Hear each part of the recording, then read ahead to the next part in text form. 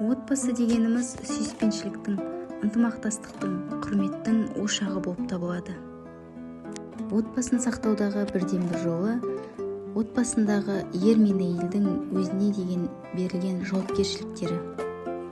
Яғни бұл әйелдің асыл тәжі өзіне деген тағылған орамалы.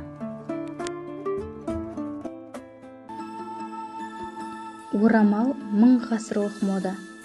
Кез келген киімге үйлестіріп таққан орамал сіздің ажарыңызды ашады. Арланбаңыз, орамал таға білу де мода. Тіпті өзгеден өзгеше боласыз. Орамал тағу деген оранып алу дейтін сөз емес. Сүйкімділік, тектілік, бұл имандылық.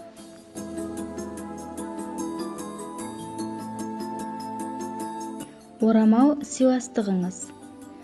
Сыйдың түрі бар, бірақ үнсіз сыйластық көрсетудің ең жақсысы таққан ақ орамалыңыз. Орамал таққан аруға қарап сүйсінбейтін жұрт болмайды. Тіпті сіздің шашыңызды жасырып, маңдайыңызды жарқыратып жүруіңіз айналаңызға көрсеткен риясыз сыйыңыз. Ұмытпаңыз, орамал сыйластықтың да белгісі.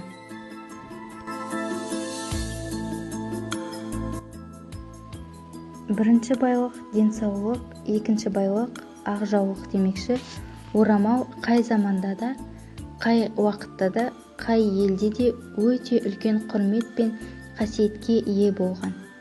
Және ол кез келген қыз-келіншектің көрігіне көрік, әдемілігіне сән қосатын ерекше әшекей. Біз әдетте адамгершілік пен ұяттан асқан әдемілік жоқ деп жатамыз. Ал әйел зат үшін ең әдемі әшекей ұятын жабатын орамал. Нәп-нәзік, салмағы бар болғаны құстың қауырсынындай ғана.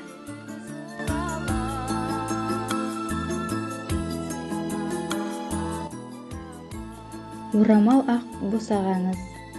Ақ босаға аттаған күні ақ орамал басыңызға түссе, сіз келін атандыңыз. Ал келіннің киесін сақтап тұратын тағы осы орамал. Ата-енеңіздің алдында мәртебеңіз артады. Орамал жарыңыздың жанарындағы сұлулық. Отбасылық өмірде әсіресе отауын үйенді құрған жас жұбайлардың ұрыс-керісін болдырмайтында ақ орамал. Себебі жарына бойыңыздағы мін іздеуге дайын тұратын болса, басыңызға тартқан ақ орамалыңызға сыйластық танытады. Өйткені ол оның киесін біледі. Жарыңыздың жанарындағы жалғыз сұлулық иесі болу үшін орамал тағып жүруіміз қажет.